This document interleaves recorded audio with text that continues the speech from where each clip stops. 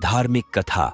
धुंधकारी की तरीडीडीएचपति आत्मा अपने माता पिता की सेवा न करने वाला, अपने माता पिता को परेशान करने वाला, उन्हें दुखी करने वाला कभी महान नहीं बन सकता है।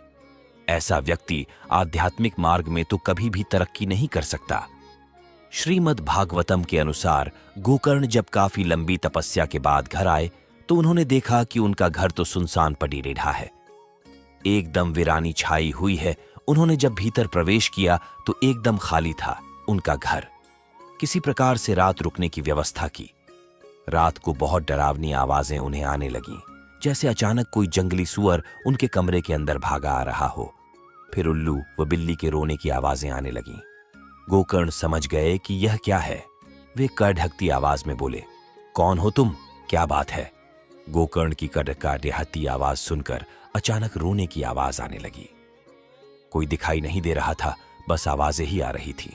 तभी वो रोती हुई मनुष्य की आवाज बोली, भाई मैं धुंधकारी हूं, मैं आपका भाई धुंधकारी।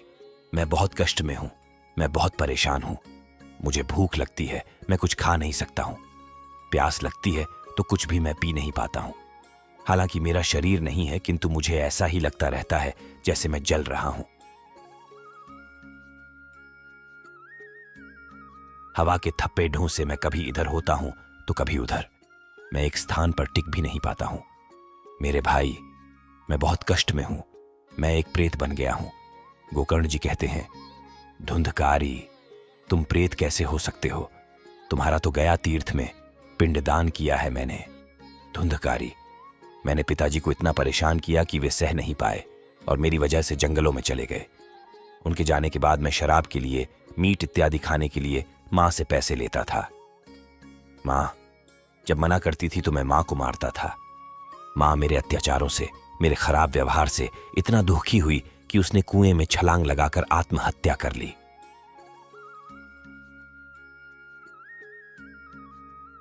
भैया, जिसने अपने माता पिता को इतना कष्ट दिया हो, उसका पिंड दान से कल्याण कैसे हो सकता है? भैया, आप कुछ और उपाय सोचें। धुंधकारी का कैसे भला हो सकता है? उसके लिए गोकर्ण जी ने सूर्यदेव से सलाह की। सूर्यदेव जी ने कहा, गोकर्ण, भगवत भक्ति ही, श्रीमद् भागवतम कथा अथवा श्री कृष्ण की कथा ही धुंधकारी का कल्याण कर सकते हैं और अन्य कोई उपाय नहीं है। उसके उपरांत श्री गोकर्ण जी ने गांव के सभी लोगों को इकट्ठा कर विधि विधान से श्रीमद् भागवतम कथा का आयोजन किया।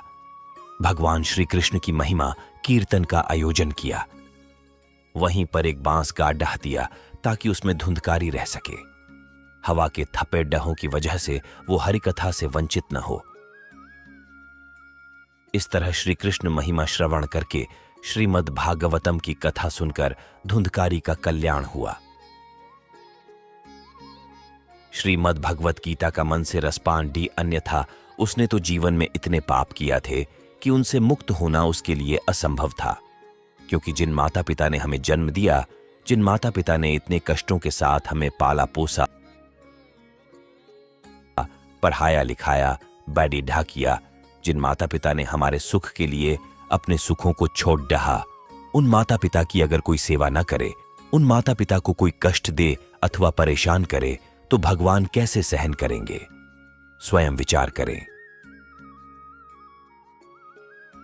हर माता पिता को अपनी औलादों से यही उम्मीद रहती है कि वो उनके बुढ़ापे का सहारा बनेंगे, हमारे बाद उनके वंश को आगे बढ़ाएंगे, पूर्वजों की धरोहर, हमारे दिए हुए संस्कारों और परंपराओं को पीढ़ी दर पीढ़ी समेट कर रखेंगे। लेकिन बहुत से बच्चे गलत संगत में पड़े डीचकर अपने संस्कारों, मर्यादित क्रियाकलापों को ताव पर रखकर ऐसे कर्मकांड करने लगते हैं जिससे माता पिता बहुत दुखी होते हैं। सेवा करना तो दूर बात भी नहीं सुनते और बदजुबानी भी करते हैं। तो सोच लो ऐसे लोगों के साथ क्या होता है। आपके पास अब भी वक्त है अपनी गलतियों का पश्चाताप करने के लिए। अपनी गलतियों को सुधारो। माता पिता की सेवा में खुद को पूर्ण समर्पित कर दो।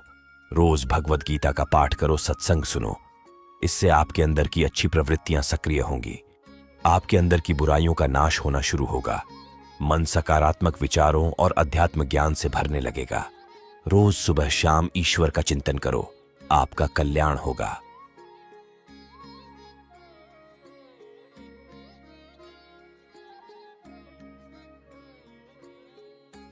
जय सियाराम जी।